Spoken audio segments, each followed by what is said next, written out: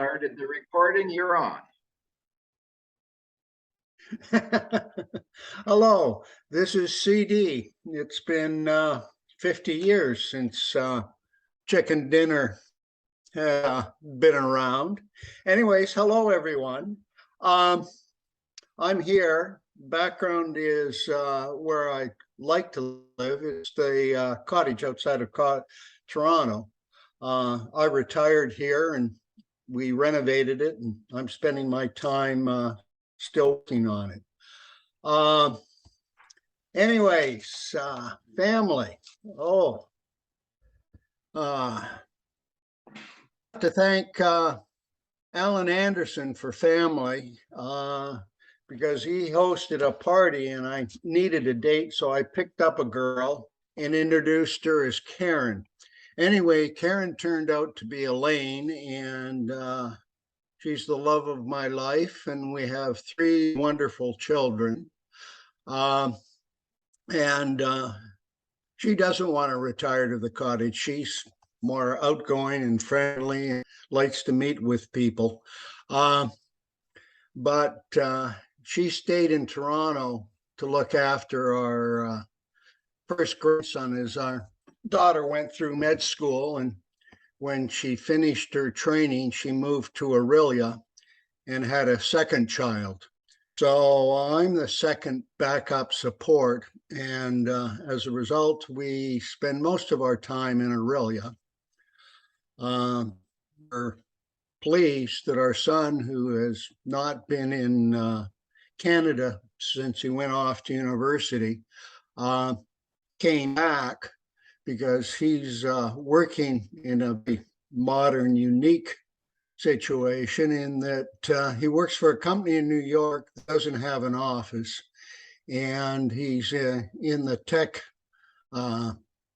area, and he works from home, and home used to excuse me, be Berlin, where he was looking for an apartment. But my daughter solved 2 problems for him. One, she found him an apartment in Aurelia, and 2, found out a way that they could be, he and his partner could start a family without his partner being covered by medical care. So they moved to Aurelia back in August, and my newest grandson, Elias, is 1 week and almost 1 day old today. Oh, I forgot, I have 3 children. My oldest is living in Toronto and has had a very interesting career all around the world. And he's currently, because of COVID and the ramifications of that, currently looking for permanent employment while he does consulting work. But on the list, I now have to talk about careers. I had an interesting career. I've had fun. I graduated, joined Canada Life, and I was there for 28 years before we parted on very favorable terms. But it wasn't the Canada Life that I joined. It was more of the modern push the envelope and take the company to the next level type of place. I was fortunate at the end, 5 years, being the executive responsible for Canada Life entering a new market. By new market, it was a new country. So I had to find the country and get management approval, and then basically execute the entry. So I was involved in opening up our representative office in China, and I was involved in a joint venture in Brazil, where I managed it in Rio for a year.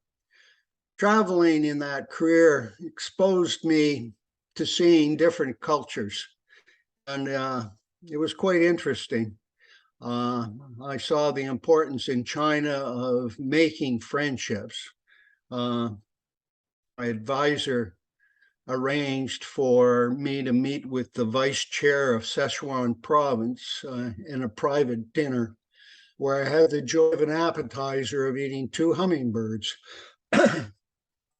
When looking for countries, I had a translator in Mexico who told me how their social system works, and it's a social system of community. If there's a knock on the door, you open the door and it's a family member looking for a place to live, you open the door. If she has problems with her car, it gets fixed. And the mechanic will accept payment when she's able to accept the payment. And the more important thing is, I asked her about driving because she explained she bought a car. She learned to drive the car. She then went and paid $25 to get her driver's license. She said getting driver's ed really is not a necessity. What's another little tidbit? Anyways, after leaving Canada Life, I saw the cultures of different environment.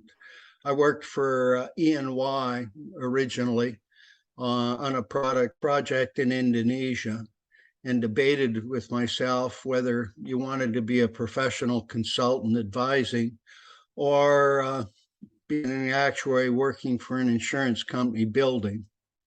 The one nice thing about consulting is you're dealing with a group of people that are really special and at a high level. It's more of a level organizational structure. Unfortunately, when that assignment ended, so did Enron. So when I came back to start a consulting career in Toronto as a professional actuary, which I had been for at least a decade, all the contacts that I had were E&Y consultants. So they weren't interested in an E&Y consultant. From there, I took on 2 government jobs where I found my personality really didn't fill in for government work, where you have a definite order of who is a decision maker and who is not. So it ended, and I ended up back here at the cottage, finishing the renovation. As I told my kids, I can go out and find another job, or we can and pay somebody to finish them, or I can finish it, and the value of the cottage is going to go up and it's tax-free. So that's what we're doing. So that kicks off the career. As for activities, I mentioned one, I look after our kids, which is the greatest job.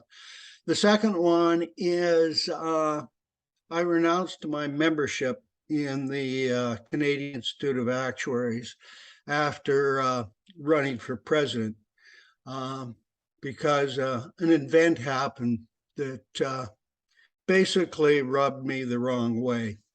I believe actuaries work for the public interest, and I believe business runs in the public interest. I have found that not to be the case in some situations. So, I fight the system. And I'm sorry to say, well, I'll back up. The system consists of not an evil thing. It's people looking after themselves, pretty natural. So a system consists of what you do with your neighbors, what you do at work, what your community does. It tends to build and build and build to a town level, provincial level, country level, international level. It all has to intertwine and work. But it's all based on decisions that people make. And I find people make a lot of decisions based on self-interest. my son had an experience when he was graduating from LSE for his master's, and his professor was approving his topic and denied his topic because it was a topic that would not be published. It was something that was not wanted. And I find that's true with our education. It'll, including U of M, it'll teach you what it wants to teach, but it doesn't necessarily teach you what they don't want you to know. So that's my sad comment. My memories of commerce, they're very good. I still think back at the lounge, changing from the old commerce building to the new surroundings. I remember Ernie Bode very well and Professor Boone. The name escapes me, but the finance professor that I had in fourth year tried to encourage me to go on and study more in that area, but I was too fixated on being an actuary to take the hint. As for classmates, Alan is a fond memory for personal reasons. Linda, I remember. The Beauty Leaf, I remember. It's good to have two Linda's names. It helps in the recall. Stu, of course, and Mr. Keach.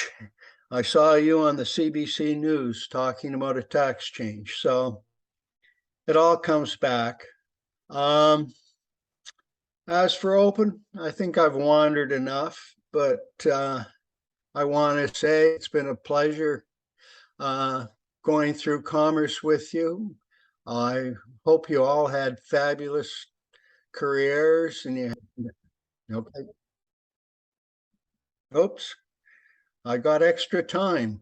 I just want to continue. I just wish you all the best of good luck. And as you look back, you have warm memories and you did all that you wanted to do and you had fun.